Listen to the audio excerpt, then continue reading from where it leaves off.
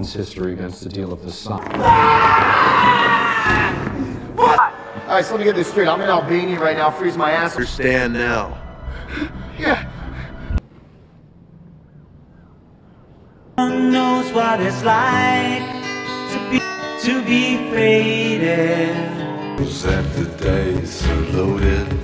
Cerita diawali oleh seorang pemuda bernama David Pecos yang sedang parkir dengan mobil bututnya di kawasan elit Miami Beach. Tidak lama kemudian, ada seorang security menegur dirinya untuk tidak parkir di kawasan itu. Karena kebetulan di situ adalah kawasan tertutup dan eksklusif, mobil asing dilarang parkir. Mau tidak mau, akhirnya David meninggalkan tempat itu. David adalah seorang mahasiswa yang putus kuliah 1 semester yang kini berprofesi sebagai message terapi panggilan. Dia harus mencari penghasilan sendiri yang sangat sulit didapatkan dan layak untuk seumurannya yang hanya berijazahkan SMA. Hingga akhirnya sudah 6 kali dia keluar masuk dari pekerjaan yang berbeda dan kini dia sangat muak dengan pekerjaan terakhirnya. That's okay. I was 22 years old, massaging. It was time to change shit up. Dengan sedikit hasil tabungannya, David ingin mencoba bisnis yang lain. Dia ingin mencoba menjual spray premium yang lembut dengan kapasitas yang besar, menyuplai rumah sakit dan juga rumah-rumah panti jompo, yang kemungkinan di situ cash flow-nya lebih cepat. Namun apa yang didapat? Penolakan demi penolakan yang begitu pahit. Mereka tidak membutuhkan spray yang David tawarkan, yang dimana spray halus miliknya sangat tidak cocok untuk membungkus orang tua seperti mereka yang kulitnya kasar seperti kadal. David sangat kacau, uang tabungannya habis tak tersisa, dan kini dia sangat butuh pekerjaan baru. I guess not. Then why would you? Bed sheets. I overlooked one crucial factor. Keesokan harinya, David melayat ke pemakaman temannya. Di situ dia berjumpa dengan kawan lamanya sewaktu SMP, yaitu Ephraim DiVeroli. Awalnya Ephraim hanya ingin mengajak jalan-jalan David, karena menurutnya mereka sudah lama tidak bertemu. Dia menceritakan tentang perjalanan bisnisnya, yaitu berhubungan dengan jual beli senjata, yang awalnya dia dapatkan dari pelelangan kepolisian, kemudian ia menjualnya kembali ke situs-situs militer di seluruh dunia. Lalu kemudian dia mencoba mengajak David untuk ikut bekerja sama dengannya. Awalnya David menolak. Dia takut semua hal yang berhubungan dengan polisi, peperangan, dan juga dunia kriminal. Better price when you come direct to the distributor. Yes, sir. It's cool, bro. I have a Class 3 firearms license. Namun 2 hari kemudian, Izzy memberi kabar gembira kepadanya bahwa dia sekarang mengandung anaknya yang pertama. Mendengar kabar dari Izzy, bukannya David senang, namun dia malah sedikit bingung harus bagaimana caranya dia bisa mendapatkan uang untuk biaya persalinannya. Sedangkan sekarang, dia sudah kehilangan semua uang tabungannya dan juga kehilangan pekerjaannya. Oleh karena itu, mau tidak mau, akhirnya dia menerima tawaran dari Ephraim sebagai penjual senjata. Namun hal itu pasti akan ditentang oleh Izzy. Maka dari itu, dia akan berbohong kepadanya. Alasannya adalah dia ingin menjual spray kepada pihak pemerintah. Pasti dia akan menyetujuinya. It's fucking genius. I thought that you said kinds of shit to the Pentagon. Guns, Setelah itu, mulailah David bekerja pada Ephraim. 1,5 bulan dia mulai belajar marketing lewat internet. Ephraim juga mengajarkan kepada David tentang berbagai macam senjata, dimulai dari berat dan jenis sampai asal produksi senjata tersebut. Lalu Ephraim juga mengajarkan mencari situs-situs web pemerintah sebagai mitra pembeli ataupun kontrak jangka panjang dan sebagainya. Setelah dia mulai dekat dengan Ephraim, kesibukannya pun makin bertambah banyak dan menyita hari-harinya. Terkadang tengah malam, David harus berbohong kepada Izzy karena pulang tengah malam, agar bisnisnya tidak dicurigai olehnya. Ephraim juga bermitra dengan Rep Slutsky, seorang pengusaha laundry Yahudi. Dia berperan sebagai penyandang dana yang keuntungannya bisa dia terima sekitar 25% untuknya. Dan kini hubungannya dengan Ephraim kian hari kian bertambah akrab. Kemana-mana pun mereka selalu bersama.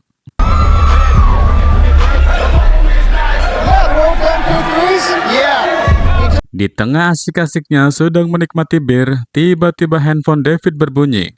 David menerima panggilan dari Kapten Santos dari batalion tempur yang kebetulan saat itu dia sedang bertugas di Baghdad. Kapten Santos membutuhkan senapan Beretta buatan Italia dengan kontrak fantastis yaitu $600.000. Ephraim kegirangan bukan main mendengarnya, karena baru kali ini dia mendapatkan transaksi yang jumlahnya sangat tinggi. Sebelumnya dia tidak pernah mendapatkan uang sebanyak itu. Dan David berhak mendapatkan 30% dari transaksi itu, atau senilai 3,2 miliar rupiah. Dan itu adalah nilai yang sangat luar biasa baginya. Karena selama ini dia belum pernah mendapatkan uang sebanyak itu yang hanya dia dapatkan dalam 2 bulan saja. How fast it is?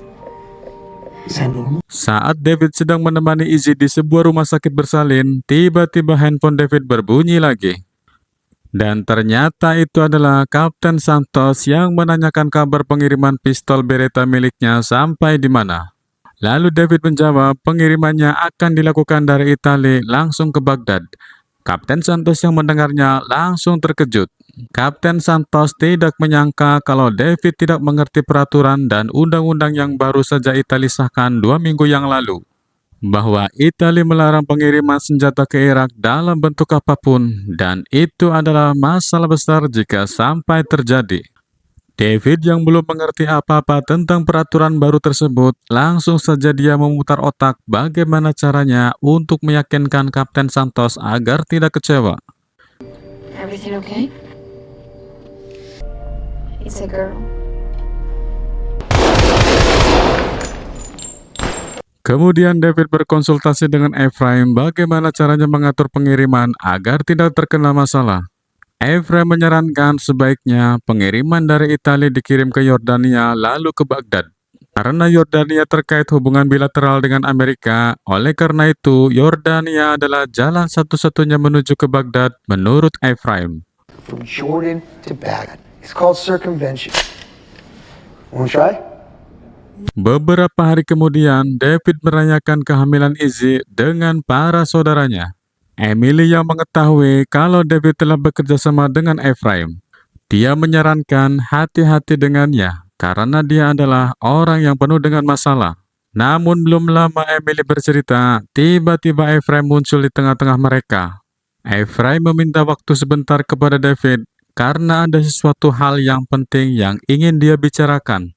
Ternyata pistol Beretta yang dia beli dari Italia sekarang disita oleh pihak bea cukai Yordania. David pun terkejut mengapa semua itu terjadi. Masih dalam situasi tegang, tiba-tiba Kapten Santos dari Baghdad menelepon David lagi. Ternyata dia sudah mengetahui kalau senjata miliknya telah disita oleh pihak bea cukai Yordania. Kapten Santos sangat marah. Dia tidak ingin mau tahu soal itu. Baginya pistol miliknya harus segera sampai ke Baghdad dan jangan sampai tersangkut oleh pihak bea cukai. Yang mana itu bisa merusak dan mengancam nama baik Amerika di mata dunia. Apabila hal itu sampai terjadi, Kapten Santos akan menutup kontrak secara sepihak. Ephraim mencoba merayunya, namun belum sempat dia bicara banyak, handphone sudah keburu dimatikan. Lucas is in the hospital. Medical bills are through the roof. Your guns. Hello? Di tengah-tengah kepanikan Ephraim dan David, tiba-tiba Izzy mendengar percakapan mereka. Izzy mendengar ada perkataan senjata yang membuat dia curiga dengan mereka. Jangan-jangan selama ini dia dibohongi oleh mereka. Akhirnya David dan Izzy bertengkar hebat. Izzy tidak terima dia dibohongi oleh David. Apalagi profesi yang dia jalani itu sangat berbahaya dan mengancam keselamatannya. Karena kedutaan besar Amerika di Yordania tidak mau berurusan dengan bea cukai Yordania, akhirnya barang miliknya semuanya disita oleh pihak setempat. Mau tidak mau, akhirnya David harus menyelesaikan masalah ini dengan pergi langsung ke Yordania. The American Embassy off.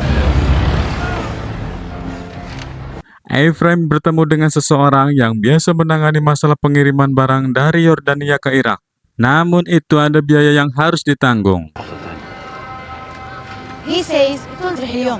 Look, I don't want to come off as the... Setelah tawar-menawar mengenai ongkosnya, akhirnya Ephraim menyanggupi biaya yang mereka minta. days, we didn't hear anything. Setelah 3 hari kemudian dan tidak ada kepastian, akhirnya Ephraim menerima kabar baik dan langsung buru-buru saja dia turun dari hotelnya. Dan ternyata di situ dia disarankan agar membawa barangnya melalui jalur darat yang mana perjalanannya sangat berbahaya melalui gurun pasir sepanjang 800 km.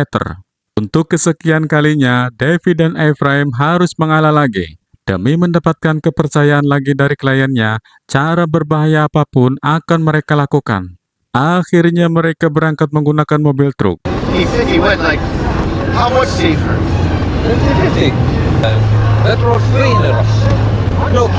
Hingga pada malam hari telah memasuki perbatasan Yordania dan Irak, mobil mereka berhenti. Rupanya di sana sudah ada beberapa tentara penjaga perbatasan yang ingin memeriksa barang bawaannya. What, this? Suasana menjadi tegang ketika 2 orang tentara mendekati mereka. Bahkan nyaris ditembak tatkala supir mereka mengambil 2 selop rokok. Mereka kira supir tersebut ingin mengambil senjata, namun setelah tahu itu adalah 2 selop rokok, barulah mereka sedikit tenang dan memberikan izin lewat kepada mereka. Akhirnya perjalanan pun dilanjutkan kembali. I was a massage therapist in Miami Beach. Hingga mereka sudah memasuki Irak, David dan Ephraim ketiduran karena kelelahan semalaman mereka belum tidur. Akhirnya David terbangun. Dia baru menyadarinya mobil yang dia tumpangi sudah berada di sebuah pom bensin di tengah gurun. Lalu David turun masuk ke dalam sebuah bekas toko yang sudah hancur dan mencari keberadaan supir di mana. Namun bukannya supir yang dia temui, David malah menemukan seorang mayat tergeletak di dalamnya.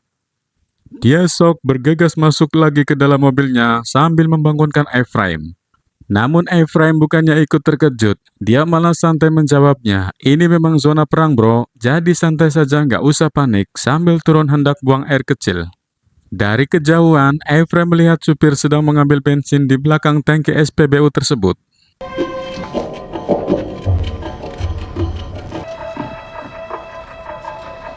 Handphone David berdering, rupanya itu panggilan dari Izzy.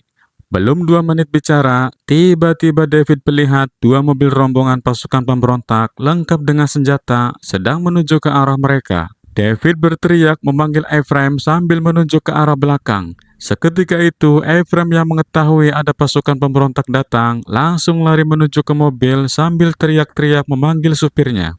Tak mau menunggu lama, Ephraim tancap gas membawa mobil itu. Begitupun juga dengan sang supir, lari terbirit-birit mengejar mereka. Suasana tegang antara hidup dan mati, sementara mobil teroris begitu dekat menembaki mereka. Saat beberapa meter lagi, tiba-tiba para teroris menghentikan mobilnya. David bingung, namun Ephraim melihat ada helikopter dan 4 mobil pasukan Amerika datang memberi bantuan. Saat itu juga rombongan teroris lari kocar-kacir pergi meninggalkan mereka. David dan Ephraim senang bukan kepalang. Akhirnya mereka selamat dari kematian. Excuse me, sir? This is Smile, gorgeous. Let me see those.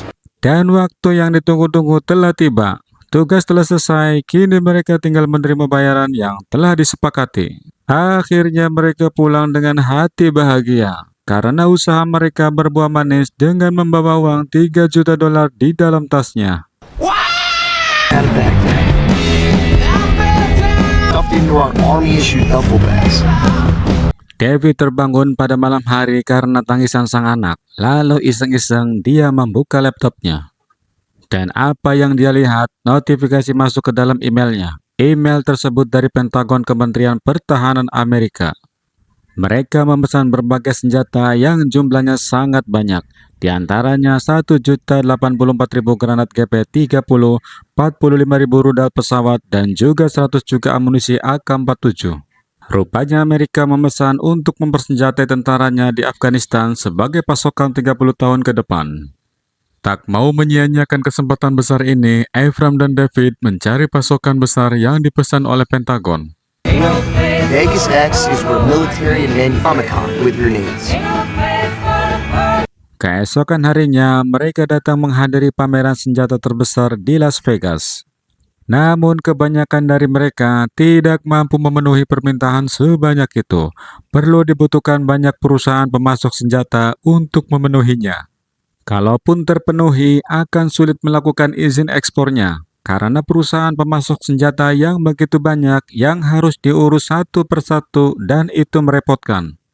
I kissed her, she kissed me. Sedang bingung bagaimana caranya menemukan satu pemasok besar, tiba-tiba David kedatangan Henry Garrett, seorang legenda dalam perdagangan senjata. Henry siap memasok segala senjata yang mereka inginkan, berapapun jumlahnya dan jenis apapun yang mereka inginkan dengan harga yang sangat murah di bawah pasaran. Akhirnya David dan Ephraim senang bisa bertemu dengan satu pemasok yang dapat memenuhi kebutuhan bisnisnya. David kebingungan bagaimana dengan cara pengiriman barang sebanyak itu. Lalu Henry menyarankan kalian bisa menggunakan pesawat Ilyushin 76 milik Rusia. Dirinya sengaja memberikan jalan kepada mereka karena Henry adalah salah satu orang yang sedang dicari di banyak negara, karena namanya sudah masuk dalam daftar teroris dunia. Oleh karena itu, Henry menyerahkan bisnis ini kepada Ephraim dan David untuk eksistensinya. Mereka diberi waktu untuk berpikir sampai malam ini, karena besok pukul 10 pagi dia harus segera pergi dari Amerika. Setelah perdebatan yang sengit, akhirnya mereka sepakat bekerja sama dengan Henry. Karena penasaran, David dan Ephraim ingin melihat secara langsung barangnya. Merasa tidak keberatan, lalu Henry menyuruh mereka untuk besok berangkat ke Albania dan Henry akan mengatur orang-orangnya di sana. Oh, it's a beautiful place. Well, come on. Get there. Henry's people said he really believed this could be the answer. Hingga tibalah mereka di Albania dan mereka disambut bak pahlawan. Lalu mereka ditunjukkan pada bekas gudang persenjataan dan amunisi tentara Albania dan mereka diperbolehkan mencoba barangnya. You was right. So, pain. The entire defense industry was scrambling over. Setelah sepakat, mereka kembali lagi ke Amerika membuat penawaran sebelum tenggat waktu yang diberikan Pentagon selesai.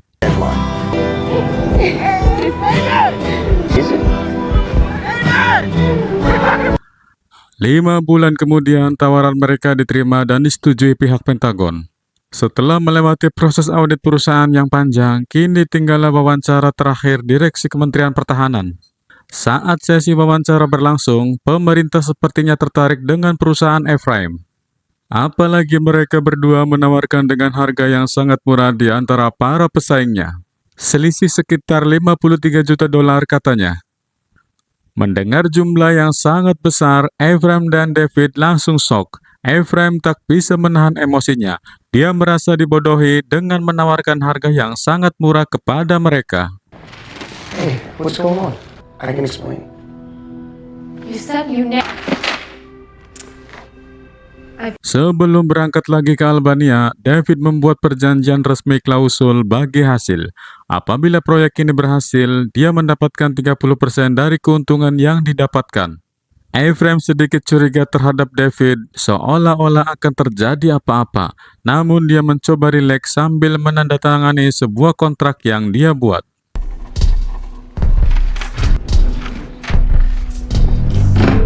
Tibalah David di Albania. Di sana dia mengurus segala hal, termasuk staffing atau muat barang ke dalam kontainer. Namun saat dia melihat barang yang masuk ke dalam mobil kontainer, David melihat peti-peti itu bertuliskan Cina.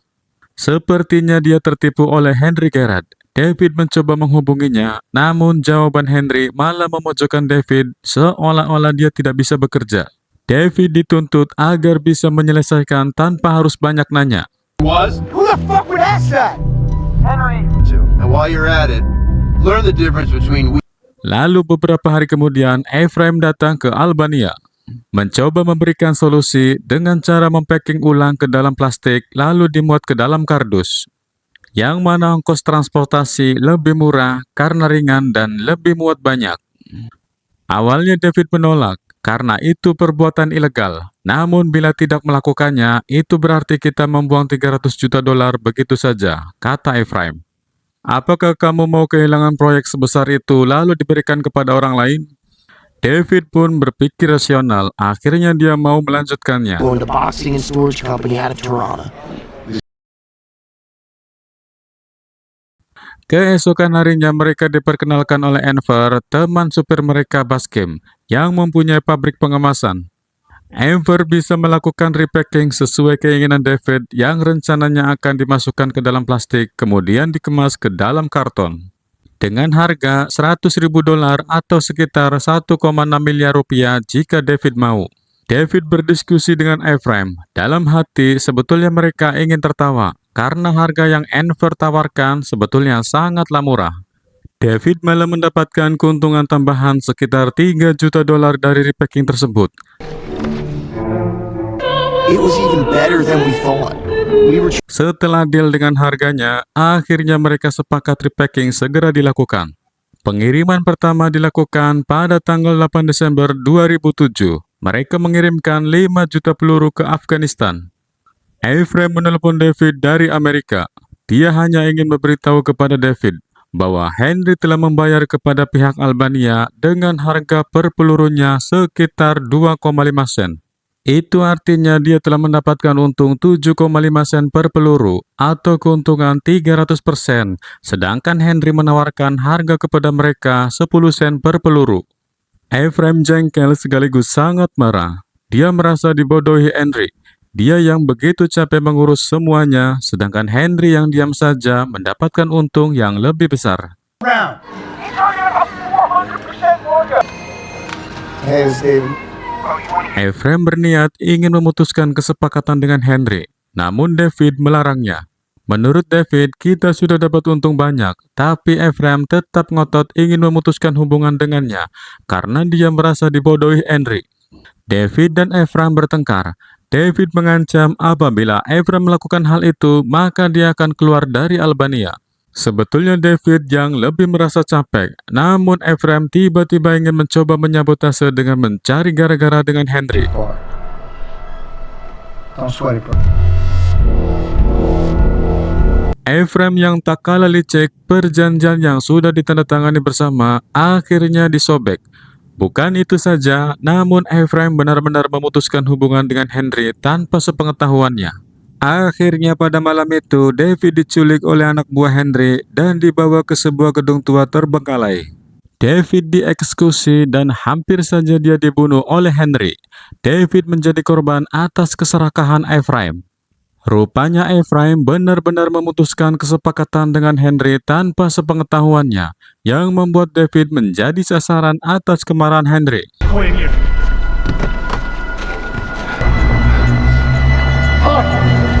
David mencoba kabur dari Albania, namun Enver yang mengetahui dia akan kabur mencoba menagih uang yang harus dibayarkan kepada anak buahnya. Sebetulnya David sudah muak dengan Albania, namun dia mencoba berbohong kepada Enver. Dia berpura-pura akan pulang dulu, mengambil uang, lalu kemudian ditransfer kepadanya. I was done with Albania. David datang ke kantor Ephraim. Dia sangat marah kepadanya. Dia memutuskan ingin keluar dari perusahaannya dan meminta uang yang telah disepakati. Namun bukannya Ephraim membayar uangnya, dia malah menyobek kesepakatan yang telah mereka buat. David marah sejadi-jadinya, lalu dia pergi meninggalkannya.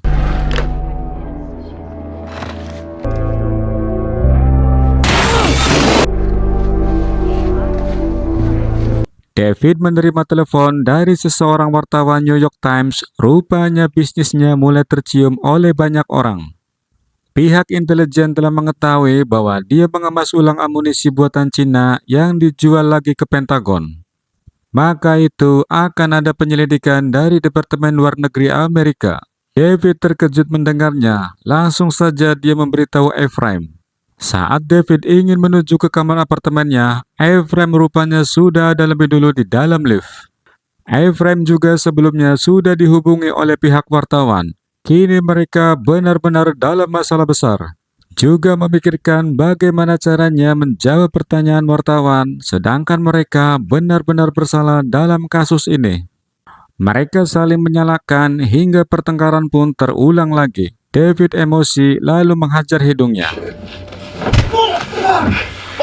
Setelah sampai di lobi apartemen, rupanya polisi sudah berdiri di hadapan mereka, dan penangkapan terhadap mereka tanpa perlawanan, akhirnya mereka digelandang ke dalam mobil polisi. Rupanya penangkapan mereka telah dilaporkan ke pihak Pentagon oleh Enver, salah satu pemilik pabrik pengemasan di Albania. Karena dia tidak menerima bayaran dari proyek David dan Ephraim sampai saat ini, semua kebohongan mereka terbongkar semua oleh Enver. Ephraim dituduh dengan lebih dari 70 macam kejahatan federal, dan dia dihukum 4 tahun penjara.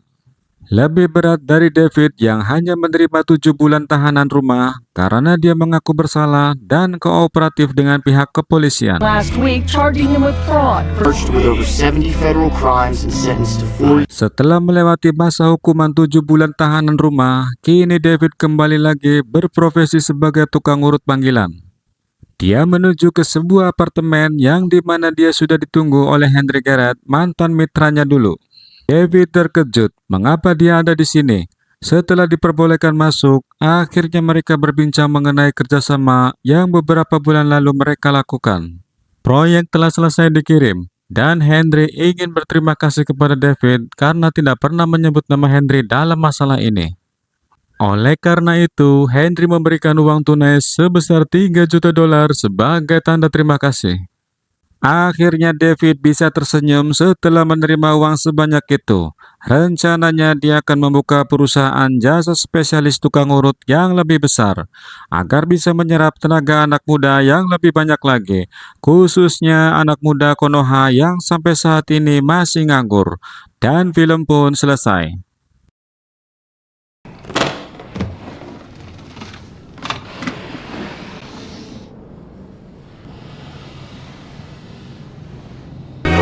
That the days are loaded.